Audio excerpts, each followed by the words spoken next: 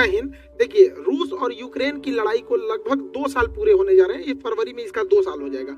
अभी जिस एरिया में रूस एंट्री कर चुका था यूक्रेन में, वहां से जब वो लौट रहा है ना, तो अपने पूरे रास्ते में माइंस बिछाते जा रहा है। और ये माइंस 2 तरह के, एंटी पर्सनल और एंटी टैंक। एंटी पर्सनल पे थोड़ा सा वेट आता है एक आदमी का, तो ब्लास्ट कर जाता है, और एंटी टैंक में ज्यादा वेट आता है, उस वजह से वो ज्यादा ब्लास्ट करता है और बड़े व्हीकल्स को तबाह करता है। उस पर कई टन का लोड आता है। तो अभी यूक्रेन के लोगों को, यूक्रेन के सोल्जर्स को ना माइंस हटाने में बहुत प्रॉब्लम हो रहा है। रीजन क्या है, तो कहीं कहीं फेंक के चला गया, और अगर नहीं हटाया जाएगा तो कई सालों तक होते हैं।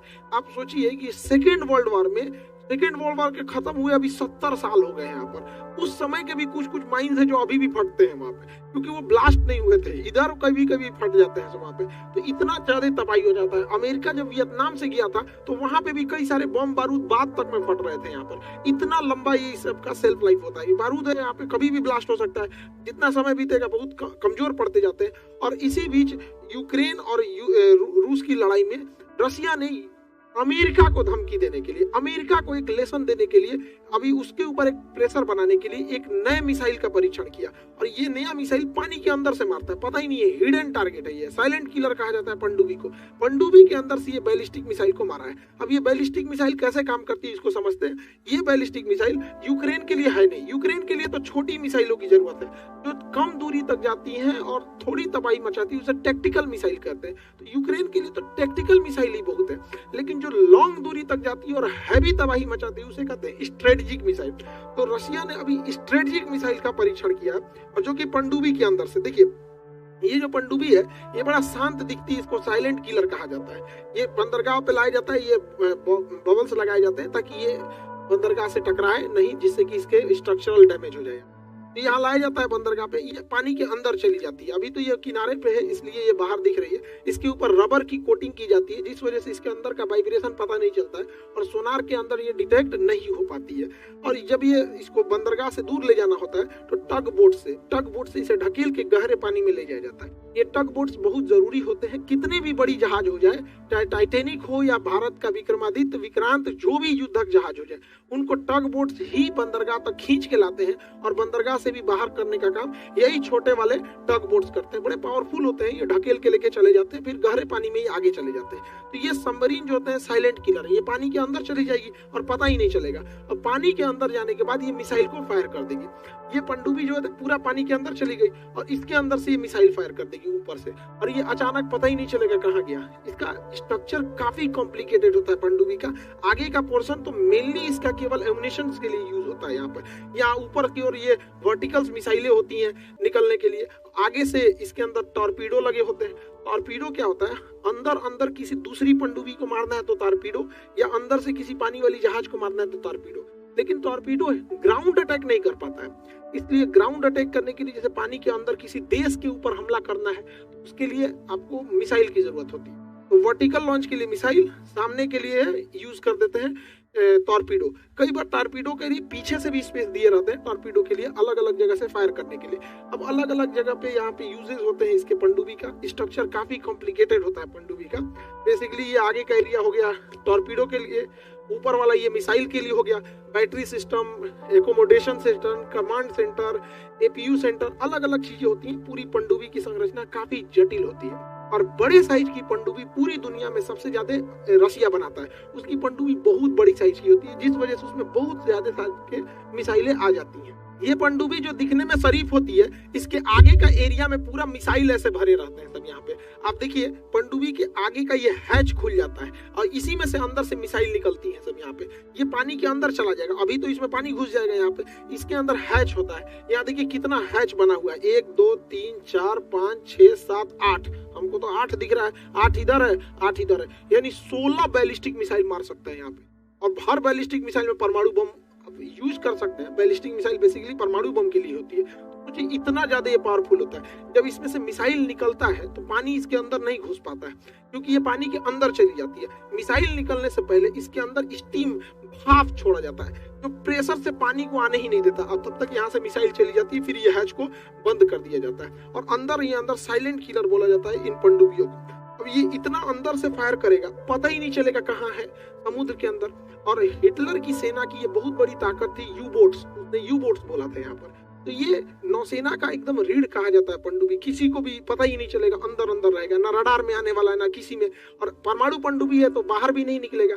जैसे डीजल इलेक्ट्रॉनिक पनडुब्बी क्या होती है, वो बाहर निकल के अपना जनरेटर चालू करती है और उससे बैटरी चार्ज कर लेती है, और बैटरी चार्ज करना 6-7 घंटे पानी के अंदर रहती है। लेकिन जब बैटरी डिस्चार्ज होता है तो जनरेटर ऑन करने के लिए उसे एयर की जरूरत होती है, उसके लिए वो पानी की सतह पे आता है और वहां डिटेक्ट हो जाता है। लेकिन परमाणु पनडुब्बी में ऐसा कुछ नहीं होता है, वो अंदर ही अंदर रहेगी और पता नहीं चलेगा, अंदर से अचानक से मिसाइल निकल के मार देगा। तो रशिया ने जो अभी मिसाइल परीक्षण किया है वो ब्लावा मिसाइल का परीक्षण किया। यह मिसाइल बैलिस्टिक मिसाइल है और पानी के अंदर से ही फायर किया जा सकता है। बैलिस्टिक मिसाइल जो है हमेशा लॉन्ग रेंज के लिए यूज होती है, लॉन्ग रेंज के लिए, और ये प्रोजेक्टाइल पे काम करेगा। एक बार ये अंतरिक्ष में चला जाएगा और वहां से अपने टारगेट को सेलेक्ट करने के बाद वापस आएगा। तो इस मिसाइल को अंतरिक्ष में जाना जरूरी होता है, स्पेस में जाके फिर आता है, एटमॉस्फेयर के ऊपर चला जाता है और उसके बाद आके ये हमला करता है। और ये कई पार्ट्स में होता है। देखिए इसका रेंज हमेशा ज्यादा होगा, ये ज्यादा तबाही मचाएगा, ज्यादा दूर तक जाएगा, इसलिए इसे स्ट्रेटेजिक कहते हैं। अगर कम तबाही और थोड़ी दूर तक जाता है तो उसे हम टैक्टिकल कहते हैं। इसमें रॉकेट इंजन का यूज होता है। क्यों? क्योंकि जब ये एटमॉस्फेयर को छोड़ देगा तो यहाँ पर हवा खत्म, ऑक्सीजन खत्म, और आपको पता है कि किसी भी चीज को जलने के लिए ऑक्सीजन की जरूरत होती है।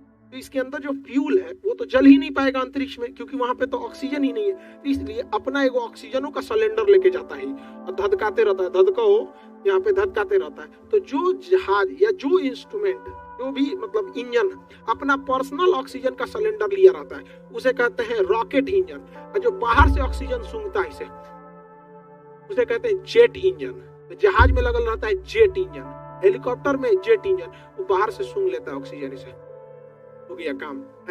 अंतरिक्ष में चल गया, पता चला सूंघ ही नहीं पाएगा। अब हवाई जहाज लेके हम लोग अंतरिक्ष में जाइए नहीं सकते। हवाई जहाज तो चल जाएगा, मर जाएंगे बाकी लोग, क्योंकि जाने के बाद इंजन बंद हो जाएगा। जैसे ही एटमॉस्फेयर में इंटर करेगा बंद हो जाएगा इंजन, वहां पे दुर्घटना हो जाएगा। तो ये अपना ऑक्सीजन का एक अलग से टंकी लेके जाता है, तो वो हो गया रॉकेट इंजन का यूज होता है। और इसे कम्युनिकेशन के लिए सैटेलाइट की जरूरत पड़ती है। बिना सैटेलाइट के बैलिस्टिक मिसाइल को गाइड नहीं किया जा सकता, क्योंकि ये पृथ्वी के बड़े दूर तक हमला करते हैं सर। तो इसे क्या होता है कि कोई ना कोई सैटेलाइट चाहिए उसे टारगेट दिखाने वाला। अब जब ये वापस आता है तो अपने काइनेटिक एनर्जी और पृथ्वी के ग्रेविटेशन की वजह से बहुत तेजी से आता है। अब यहाँ पे क्या किया वैज्ञानिकों ने, दिमाग लगाया कि जब मिसाइल भेज ही रहे हैं तो इसके साथ इसके अंदर 8-10 ठो परमाणु बम रख दे। एक तो यहाँ गिरा देते हैं, कि यहाँ गिरा देते हैं, कि यहाँ गिरा देते हैं, कुछ यहाँ गिरा देते हैं, तो हो गया एक ही से मल्टीपल टारगेट पर हमला किया जा सकता है। इसलिए ये बैलिस्टिक मिसाइल बहुत खतरनाक होते हैं। भारत को जब बनाया गया परमाणु बम और बैलिस्टिक मिसाइल, तो एपीजे अब्दुल कलाम ने कहा कि ये शांति का हथियार है, क्योंकि जब तक ये हमारे पास रहेगा हम शांति से रहेंगे, ये लड़ाई का हथियार नहीं है। हकीकत बात है, नहीं तो आज हम लोग को भी मार देते तो यूक्रेन की तरफ पिटा जाते हैं, कभी गाजा का हाल हो गया रहता। आज कोई आया ना भारत को आंख दिखाए, पूरा गर्दा लगा के ये निकाल लेगा आदमी यहाँ पे। तो भारत की सेना है ना उस तरह के मजबूत, ये सब मिसाइल वगैरह है सब, इसीलिए हम लोग भी सुरक्षित है। तो ये कई सारे मतलब टारगेट को एक साथ इंगेज कर सकता है, मल्टीपल टारगेट को। लेकिन मल्टीपल टारगेट के लिए मल्टीपल सैटेलाइट भी जरूरत होते हैं, क्योंकि अगर टारगेट दूर दूर है तो यहाँ तो रसिया के पास कोई सैटेलाइट की कमी नहीं है, ना ही भारत के पास सैटेलाइट की कमी है। तो ये टेक्नोलॉजी भारत के पास भी है, रसिया के पास भी है, और हम दोनों की टेक्नोलॉजी भी शेयर ही कर लेते हैं। तो अमेरिका के पास भी है ये टेक्नोलॉजी, लेकिन अमेरिका इससे काफी डरा हुआ है इस चीज को लेकर। अमेरिका के लिए एक टेंशन बना हुआ है, अभी ये स्टार्टिंग फेज में है, और ये जब री एंट्री करती है तो इसके साथ ये इसकी रेंज जो है लगभग 8000 किलोमीटर है। अमेरिका का किसी भी कोना दुनिया के जगह पे ये जाके मार सकती है। मान के चलिए अगर किसी को 8000 से ज्यादा मारना है, 10,000, तो क्या दिक्कत है, पनडुब्बी पानी में उतरेगी, 2000 किलोमीटर चल देगी, तो वहां जाके मार देगी। तो पानी तो पूरी दुनिया में फैला हुआ है, कहीं भी जाके मार सकती है। और इसके साथ 6 पेलोड जा सकते हैं, 6 परमाणु बम एक साथ ले जा सकते हैं। 2 मारा था जापान के हिरोशिमा नागासाकी में, जापान तबाह हो गए थे। तो अभी अमेरिका के लिए सरदर्द बनाया हुआ है यहाँ पर, क्योंकि ये पनडुब्बी कहीं भी जा सकती है, नहीं भी जाएगी तो यहीं से मार देगा किसी भी शहर पे, ज्यादा उड़ेंगे तो यहाँ पर। अभी अमेरिका भी इंगेज हो चुका है, फंस गया है इजराइल और फिलिस्तीन में। यहाँ उसने 2-2 जंगी जहाज लगा रखा है भूमध्य सागर में और लाल सागर में लगा रखा है, क्योंकि लाल सागर से अगर हटेगा तो हैती विद्रोही इधर से चलेंगे यहाँ पर, हौती विद्रोही, और अगर भूमध्य सागर से हटेगा तो तुर्की और रसिया इसकी मदद करने के लिए चल देंगे। तो इजराइल की सपोर्ट के लिए अमेरिका वहां पे लगा के रखा है अपना जंगी बेड़ा। रसिया भी एक और प्रॉब्लम को फेस कर रहा है, रसिया के ऊपर प्रतिबंध लगा दिए गए, जिस वजह से वो व्यापार नहीं कर पा रहा है। और जो उसके पहले से व्यापार हो चुके हैं, जिसके डील साइन हो गए, उसके में भी पेमेंट में बहुत दिक्कत आ रहा है। रसिया के ऊपर बैन, एम्बार्गो और सैंक्शन तीनों तरह की समस्याओं को फेस कर रहा है। देखिए एम्बार्गो क्या होता है, किसी खास चीज को रोकने के लिए एम्बार्गो लगाया जाता है। जैसे मान के चलिए फिलिस्तीन और इजराइल के बीच में जो कॉन्फ्लिक्ट हो रहा है, तो फिलिस्तीन की ओर से अरब कंट्री है, अगर अरब कंट्री ये कह दे कि वो ये इजराइल वगैरह मैटर पे, कि अगर अरब कंट्री कहते कि हम उन्हें पेट्रोल नहीं देंगे, मेनली वो केवल एक प्रोडक्ट या एक से दो प्रोडक्ट पे रोक लगाते हैं, तो उसे एम्बार्गो कहते हैं। जैसे ऑयल एम्बार्गो ऐसे अरब कंट्री ने कर दिया था, हालांकि अभी उनमें इतना हिम्मत बचा नहीं है कि जो इजराइल के खिलाफ इतना बड़ा एक्शन वो ले पाएंगे। तो एम्बार्गो होता है तो किसी एक दो चीज पे रोक लगा देना, उसे एम्बार्गो कहते हैं। पूरे कंप्लीटेड रोक देना उसे कहते हैं बैन लगा देना। कंप्लीट रोक दिया तो बैन। तो एम्बार्गो छोटा हो जाता है, बैन थोड़ा बड़ा होता है। सैंक्शन के कई रूप होते हैं, जैसे स्पोर्ट सैंक्शन लगा देना कि रूस के खिलाड़ी नहीं आ पाएंगे, पॉलिटिशियन सैंक्शन लगा देना, किसी राजनीतिक डिप्लोमेटिक को नहीं ले आना। तो सैंक्शन के कई रूप होते हैं, किसी भी तरह से हो सकता है, ट्रेड सैंक्शन हो सकता है, कई तरह के। तो रसिया क्या कर रहा है ना, अभी वो पेमेंट नहीं कर पा रहा है, और भारत ने रसिया से S-400 मिसाइल सिस्टम खरीदने की बात की थी, तो जिसमें रसिया को भारत ने हर एक पेमेंट कर दिया था डॉलर में, लेकिन 2 स्क्वाड्रन की अभी पेमेंट बाकी थी। 2 स्क्वाड्रन क्या होता है, एक स्क्वाड्रन में 2 बैटरी होती है, और हर एक बैटरी में 4 ऐसे ट्रक होते हैं, 1 2 3 4, ये 4 मिलकर एक बैटरी बनाता है, और 2 बैटरी मिला देंगे तो एक स्क्वाड्रन बनेगा, 4 बैटरी मिलाएंगे तो 2 स्क्वाड्रन बनता है। देखिए अलग अलग मिसाइल के लिए ना बैटरी और स्क्वाड्रन के नंबर अलग अलग होते हैं। अब जहाज के लिए स्क्वाड्रन की संख्या अलग हो जाती है, हेलीकॉप्टर में स्क्वाड्रन की संख्या अलग हो जाती है, S-400 में स्क्वाड्रन अलग हो सकता है। तो ये कोई जरूरी नहीं कि फिक्स आप मान लेंगे कि नहीं एक स्क्वाड्रन में 2 बैटरी होगा। यहाँ पे वो डिपेंड करेगा कि मिसाइल की रेंज कितनी है, इफेक्टिवनेस कितना है। तो हमें अभी उसको 2 स्क्वाड्रन की अभी भी पेमेंट देनी बाकी थी। रसिया कह रहा है कि हम रुपया में लेके क्या करेंगे, हमारे पास रुपया तो चलता नहीं है, डॉलर चाहिए होगा यहाँ पे इंटरनेशनल ट्रेड करने के लिए। तो इन दोनों ने क्या किया कि हम 2 स्क्वाड्रन का पेमेंट के बदले में गोवा शिपयार्ड से रसिया ने कहा कि हमें 24 कार्गो शिप 24 कार्गो शिप बना दीजिए। 4 बोल दिए क्या, 24 कार्गो शिप चाहिए होगा, तो 24 कार्गो शिप की जरूरत है। तो भारत रसिया को 24 कार्गो शिप देगा, और बदले में वो हमें S-400 की 2 स्क्वाड्रन और दे देगा। हालांकि ये बस पेमेंट इशू है, तो एक तरह का कह दीजिए कि ये पेमेंट ना होके एक्सचेंज हो गया। तो हम तो कहते हैं कि भारत सरकार को ऐसे व्यापार पे और अच्छा काम करना चाहिए कि हमारे यहाँ ये पेमेंट के देते तो सीधे कैश जाता। अब यहाँ रोजगार मिला, और देखिए रोजगार ही बहुत बड़ी चीज नहीं होती है, जैसे जैसे हम चीजों को बनाते जाते हैं ना, हम अपडेट होते जाते हैं।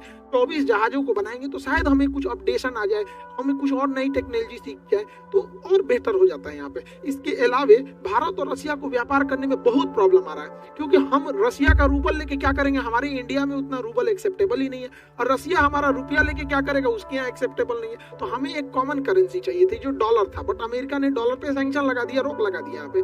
तो हम क्या करें, तो हमारा व्यापार दुबई से भी अच्छा था, और रसिया का भी दुबई से बहुत अच्छा है, तो दुबई का दिरहम। तो अभी हम दोनों व्यापार किस में करेंगे, दिरहम में, क्योंकि रूस दिरहम को लेके यूएई में भेजा सकता है, और हम लोग भी इसे कर सकते हैं यूएई के पास। तो हम दोनों के पास दिरहम अच्छा है, और यूएई जो है इस मामले में बहुत बेहतरीन है, वो इस सब चीजों में व्यापार में सैंक्शन वगैरह में नहीं पड़ रहा है। तो ये दोनों के बीच का एक रास्ता निकाला गया। आई होप आप सब समझे होंगे। आप सभी देशवासियों को हैप्पी दिवाली, दिवाली की ढेर सारी शुभकामनाएं। हैप्पी दिवाली, एकदम अब पूरे देश में खुशहाली आए दिवाली के अवसर पे। सारे लोगों को ढेर सारी शुभकामनाएं, पूरे देश वालों को हैप्पी हैप्पी हैप्पी दिवाली। मिलेंगे नेक्स्ट क्लास में। जय हिंद।